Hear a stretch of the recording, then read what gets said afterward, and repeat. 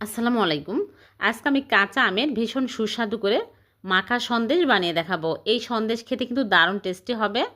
টক মিষ্টি খুবই মজার খেতে। আশা করছি আপনাদেরও ভালো লাগবে। তাহলে চলুন দেখে নিই। এখানে 1 লিটার দুধের ছানা নিয়েছি। এখন এই ছানাগুলো আমি ভালো করে দলা ভেঙে নিচ্ছি। এরকম করে দলা ভেঙে তারপরে আমি এক সাইডে রেখে দিচ্ছি। আর এদিকে আমি নিয়েছি আম, 3টা আম। এখন এই আমগুলো খোসা ছাড়িয়ে পাতলা পাতলা করে কেটে নেব। এইরকম করে কেটে নিয়েছি। এখন এই আমগুলো সিদ্ধ করে নিব।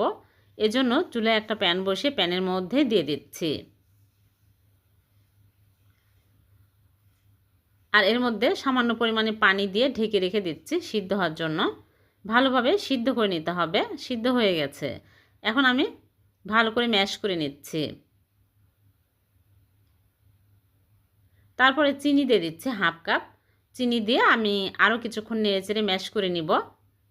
এরকম করে একদম ভালো করে ম্যাশ করে নিতে হবে। তারপরে ছানাগুলো সব দিয়ে দিচ্ছি।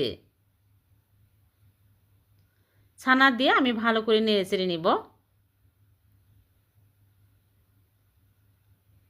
তারপরে দিয়ে দিচ্ছি লিকুইড দুধ হাফ কাপ। দুধ বেশি দেওয়া যাবে না, হাফ কাপ দিলেই হবে। তারপরে আমি নাড়তে থাকবো। আর এখানে নিয়েছি গুঁড়া দুধ 2 টেবিল চামচ। গুঁড়া দুধ দিলে খেতে আরও বেশি টেস্টি হবে। গুঁড়া দুধ দিলে খেতে আরও বেশি টেস্টি হবে। এখন আমি ভালো করে নেড়েচেড়ে নিব। আর এখানে গ্রিন ফুড কালার দিয়ে দিচ্ছি সামান্য পরিমাণে। আমের কালার যেহেতু গ্রিন, এর জন্য আমি সামান্য দিয়ে দিলাম, দেখতে ভালো লাগবে এজন্য। না দিলে কোনো সমস্যা নেই। এখন আমি অনবরত নাড়তে থাকবো। নেড়েচেড়ে একদম শক্ত টাইট করে নিতে হবে। একটু নেড়েচেড়ে নিলেই দেখা যাবে যে একদম শক্ত হয়ে আসছে। বেশি সময় লাগে না।